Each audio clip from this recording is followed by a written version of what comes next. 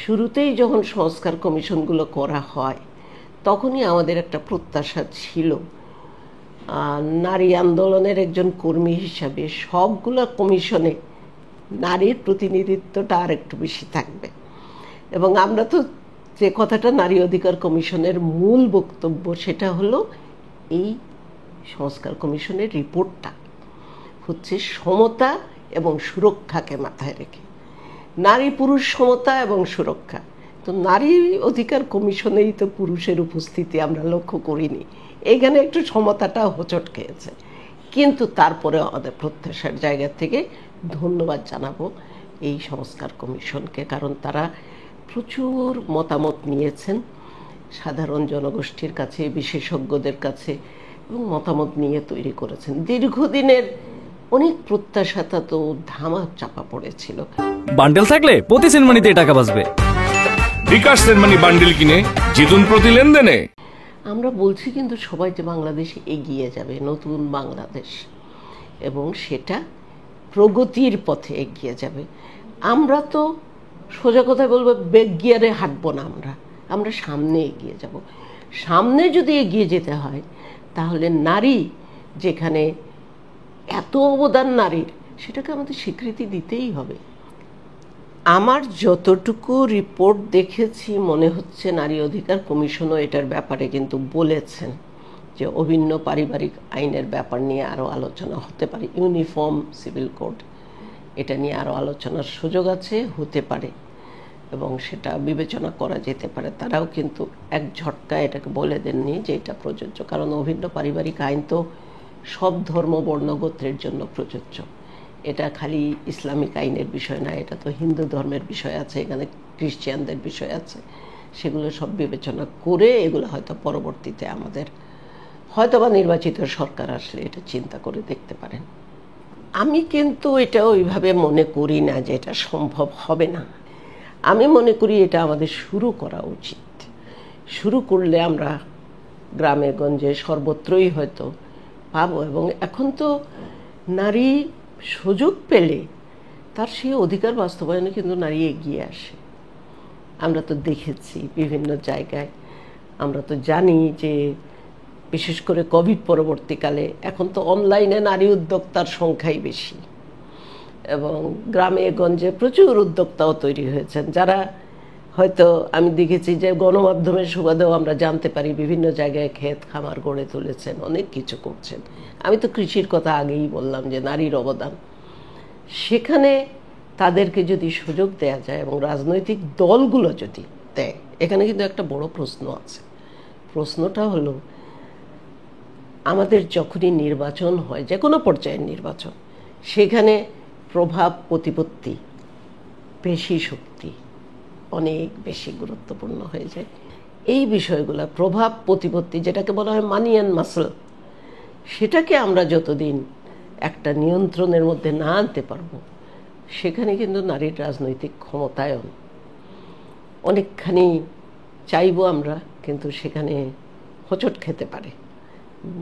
প্রচুর টাকা পয়সা লাগে, সেটা তো পরিবারও দেয় না, দলও দেয় না, সত্যি কথা বলতে গেলে।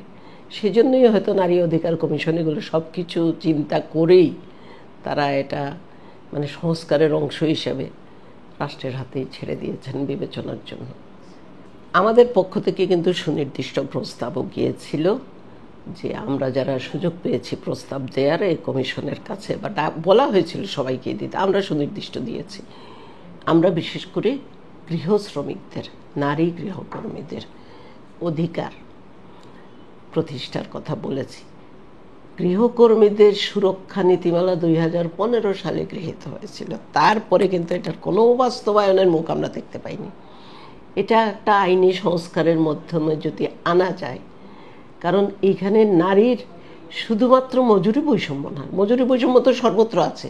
রাস্তায় ইট ভেঙে খাচ্ছে যে নারী, তার সাথে আরেকজন পুরুষ শ্রমিক, সেটা তো পার্থক্য থাকেই। মজুরি, গার্মেন্টসেও আমরা শুনতে পাই যে মজুরি বৈষম্য প্রচুর বড় বড় শিল্প প্রতিষ্ঠানগুলোতে।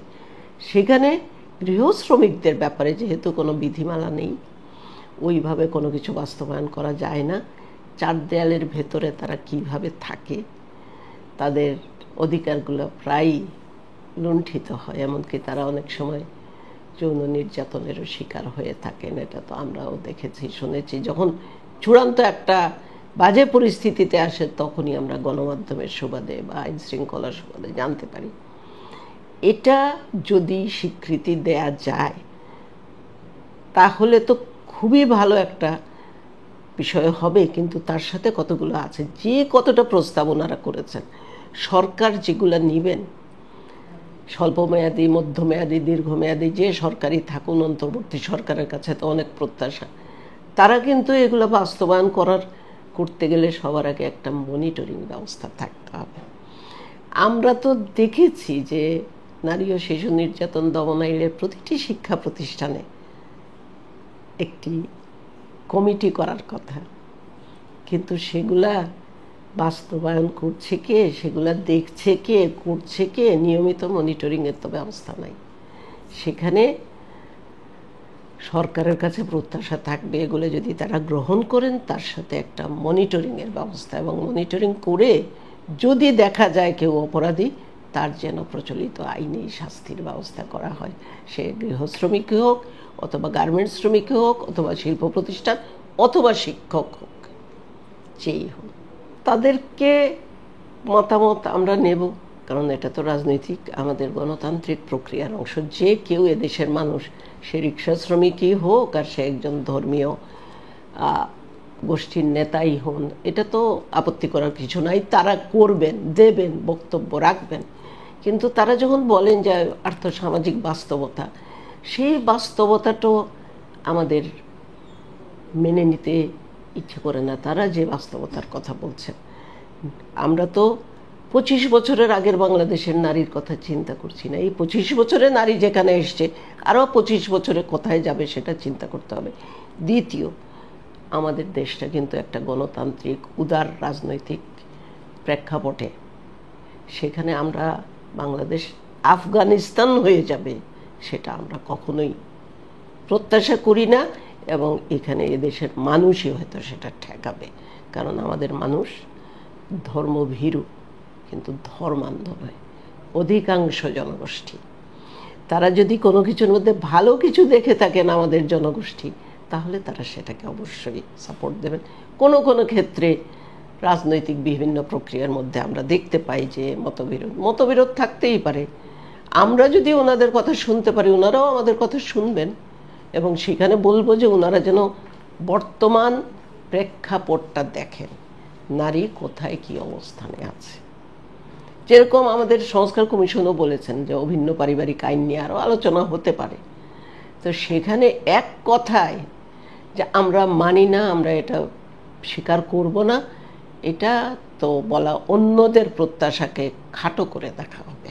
আমাদের যিনি আছেন, আমাদের পথ প্রদর্শক রসুলের কলিম সাল্লাল্লাহু আলাইহি ওয়াসাল্লাম, বিদায় হজে তার বাণীটা যদি আমরা দেখি, তিনি কিন্তু বলেছেন, মনে রেখো তোমাদের স্ত্রীদের উপরে তোমাদের যেরকম অধিকার আছে, তোমাদের স্ত্রীদেরও তোমাদের উপরে একই অধিকার আছে। এত বড় কথাটা আমরা বলি না, এত বড় একটা কথা। সেই অধিকারের জায়গা থেকেই তো এই নারী অধিকার কমিশনের বক্তব্যগুলো উঠে এসছে। আরেকটি বিষয় বলেছিলেন উনি ওনার বিদায় হজে সর্বশেষ ভাষণে, বলেছেন যে ধর্ম লইয়া বাড়াবাড়ি করিও না, মনে রাখিও ধর্ম লইয়া বাড়াবাড়ি করে তোমাদের আগে বহু জাতি ধ্বংস হয়ে গেছে। আমরা নিশ্চয়ই ধর্মকে ছোট করব না, অন্তরে লালন করব, কিন্তু সেই ধর্ম নিয়ে যেন বাড়াবাড়ি না হয়, নারীর অধিকার প্রতিষ্ঠা, এটাই প্রত্যাশা করব।